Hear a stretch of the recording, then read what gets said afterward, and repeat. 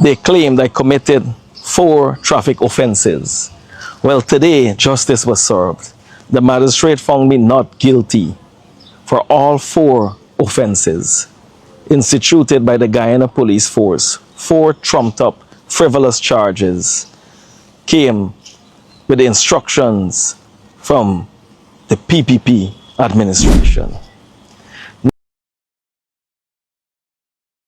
When you're just driving down the highway and a tiny little pebble kicks up and leaves this minuscule chip in your windshield. Oh, yeah. And you usually just completely ignore it. Right, exactly. Because it's just an annoyance. Yeah. But then maybe like a few days later, the temperature drops or you hit a rough pothole and suddenly, violently, that tiny chip fractures into this massive spider web of cracks stretching across the entire glass. Right. And your whole view is just ruined from one little speck.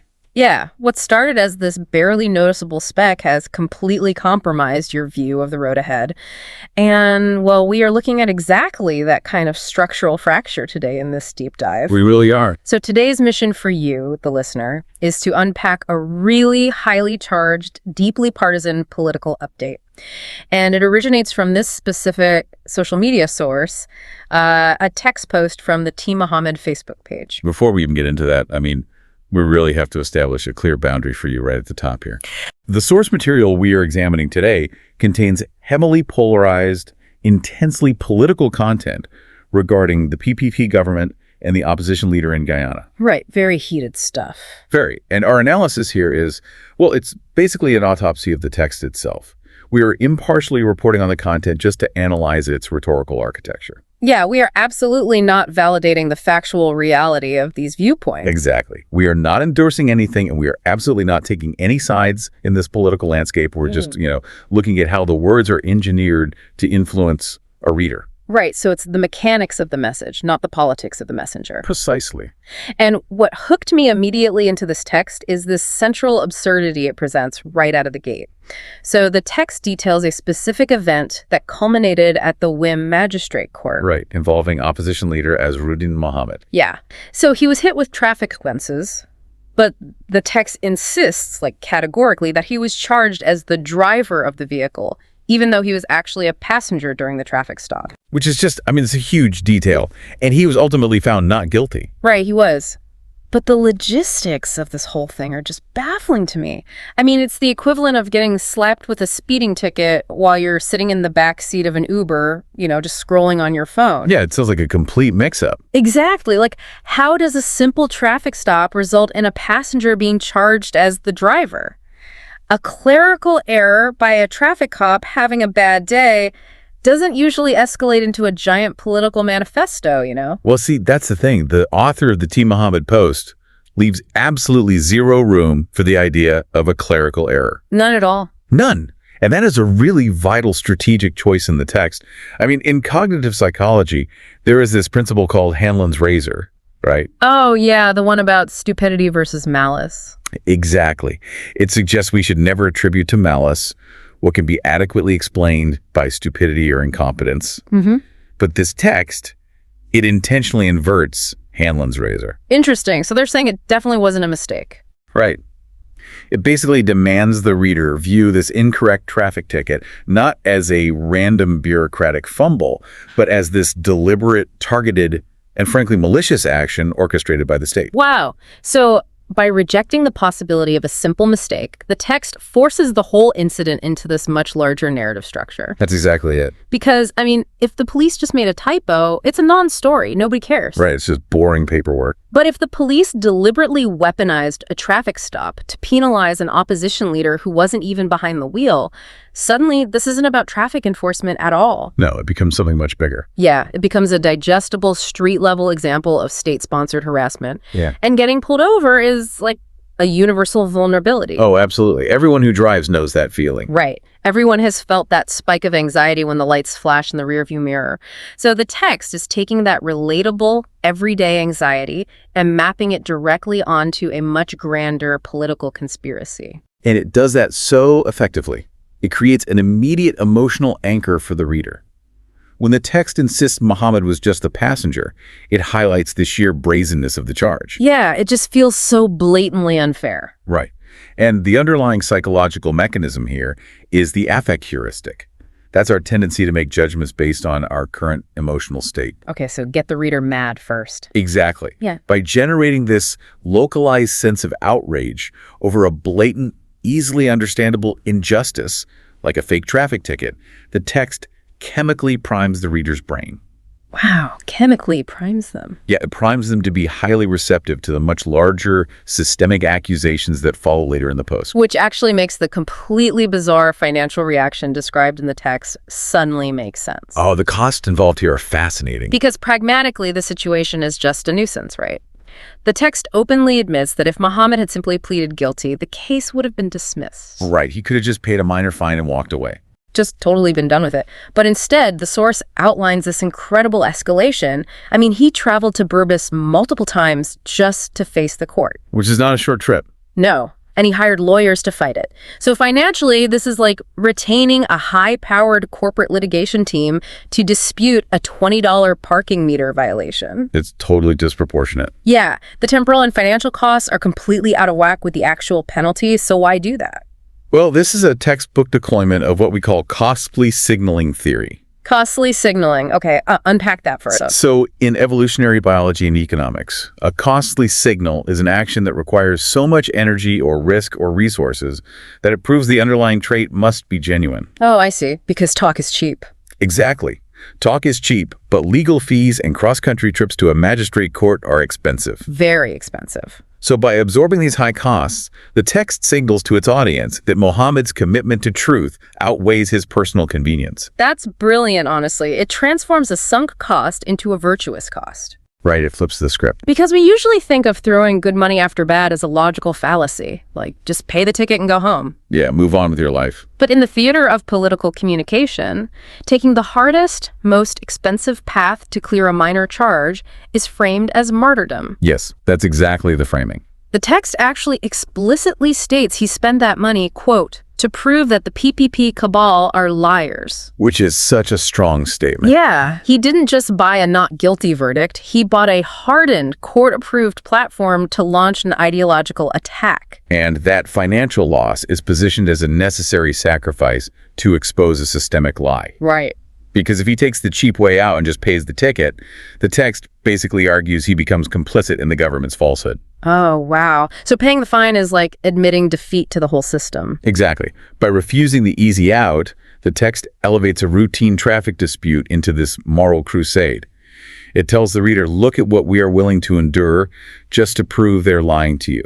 That is an incredibly potent way to build fierce loyalty among a political base. It really is. It builds an immunity to counter-arguments, too, because the commitment has already been physically and financially demonstrated. Yeah, you can't argue he doesn't care when he just spent a fortune proving he does. Exactly. Which brings us to the moment the verdict actually drops.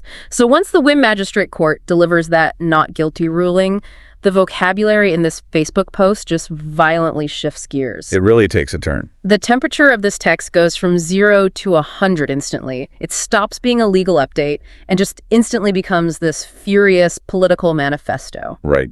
The language gets very intense. They label the PPP government as liars, a very treacherous bunch, and a cabal, and they drop this highly ominous warning right in the middle of it all. Yeah, that warning stood out to me too. Quote, "The PPP must always remember you can do as much as you like, but not for as long as you like." The word choices there are just surgically precise. They really are. It doesn't sound like a typical press release. No, they aren't just insulting a rival party. They are actively dismantling its institutional legitimacy in the minds of their audience. By using words like cabal, right? Yes, notice how they completely bypass normal words like administration or ruling party. By deploying the word cabal, the text invokes all this imagery of shadows, secrecy, and illegitimate power grabs. Right, because a government passes laws, but a cabal conspires. Exactly. I see that with the phrase treacherous bunch, too. I mean, treachery isn't just bad policy. It's a profound betrayal of a foundational trust. It implies malice at the core. Yeah. They are taking this micro-event, a totally bogus traffic ticket, and expanding it to suggest the entire foundation of the state is completely rotten. Which is quite the leap. But that warning that you can do as much as you like, but not for as long as you like, that feels like it crosses a completely different line to me. How so? Well, that doesn't sound like a comment from someone who just beat a moving violation. It reads like a promise of regime change. Right. It acts as a temporal boundary for the reader's outrage. A temporal boundary. What does that mean? So psychological endurance actually requires an endpoint. If an audience believes a corrupt system is just permanent and unchangeable, they succumb to apathy. They just give up. Oh, I get it. Because what's the point of fighting if it's forever? Exactly. So by framing the government as this temporary occupying force whose time is actively expiring, the text is practicing narrative economics. Narrative economics. Yeah, it's giving the supporters a reason to remain engaged and energized. It asserts an inevitable justice, suggesting that the current power structures are brittle and will eventually just collapse under the weight of their own alleged treachery. Man, it's just an incredible escalation from a traffic stop. But the text doesn't even stop at painting the government as a cabal. No, it goes further. Yeah, it takes the momentum of this specific court victory and pivots hard toward law enforcement leadership. Right, very specifically naming names. The source explicitly names Commander Berbice, Okay. and it accuses him directly of instructing his subordinate ranks to institute these quote-unquote trumped-up charges. Which is a very serious allegation. Very. And then it demands that he redirects his focus toward ensuring justice for, and I quote again, Altaf King and others who face injustices at the hands of the police force. Yeah, that's where the strategy really reveals itself. It's a massive, dizzying leap. I mean, the Post uses a passenger seat ticket as the launch pad for these sweeping demands about a seemingly unrelated figure named Altaf King. How does a single Facebook post carry all that weight? Well, it's a mechanism designed to just totally bypass the reader's natural skepticism. Okay, how so? In rhetorical strategy, you could almost view this as a Trojan horse. You present a verified victory on a minor issue, right? Right. And hidden inside it are these massive, unverified systemic allegations. You know, I'm actually going to push back on the Trojan horse analogy a bit. Oh, why is that? Well, a Trojan horse kind of implies a trick, right? Like something smuggled through the gates under false pretenses. But this court victory was legitimate. The magistrate actually ruled not guilty. That's a fair point. So it feels less like sneaking something in and more like establishing a legal beachhead. Oh, I like that. A legal beachhead is actually a much stronger framework for what's happening here. Right, because they won the territory. Exactly. You secure a tiny, undeniable strip of territory. In this case, one specific, legally binding traffic ruling in Whim. Oh. And once you hold that ground, you use it to land the heavy artillery. The author takes that verified win and uses it to manufacture credibility for their broader, totally unsubstantiated claims. It's a psychological trust transfer. That's exactly what it is. The Post basically operates on this very specific logic, saying, you know, the police definitively lied about Mohamed driving this car and the court proved we were right. Right. Therefore, the police must also be lying about Altaf King and Commander Berbice is orchestrating all of it. It's a classic rhetorical move. Yeah, they tether a localized proven grievance to a massive unproven conspiracy, just hoping the validity of the first will bleed over into the second. And this relies heavily on what we call the halo effect. The halo effect. Yeah. Because the subject of the text demonstrated, this integrity by fighting the ticket and winning. The reader subconsciously extends that aura of truthfulness to literally everything else the text claims. Oh, so if he's right about the ticket, he's right about the commander. Exactly. And by directly naming Commander Berbice, they put a real human face on the abstract concept of a cabal. Which makes it so much easier to hate. Right. Systemic corruption is really hard to visualize. But a specific commander allegedly giving bad orders to his officers, that gives the reader a very clear, recognizable villain to target their frustration toward. It really creates this sort of ladder of outrage. A ladder of outrage. I like that. Yeah, you start on the bottom rung with something everyone hates, which is just an unfair traffic stop. Right, super relatable. Then you step up to the financial sacrifice required to fight it, which builds admiration. Then you step up again to the court victory, which provides legal validation. And from that high point, you launch the actual payload of the Post, which is these sweeping allegations of systemic police injustice and government treachery. What is truly remarkable about this text is just its sheer efficiency. It does a lot in a few paragraphs. It really does. In just those few paragraphs, it provides a complete masterclass in how modern partisan communication operates. It really does. It relies heavily on identity protective cognition. Which means what, exactly? It means that a reader who already distrusts the government will read this post and use it to fiercely validate their own worldview. Oh, it just confirms what they already believe. Exactly. The traffic ticket becomes this undeniable empirical proof that their pre-existing hatred of the cabal is entirely justified. So it's preaching to the choir, but giving the choir a megaphone. Exactly.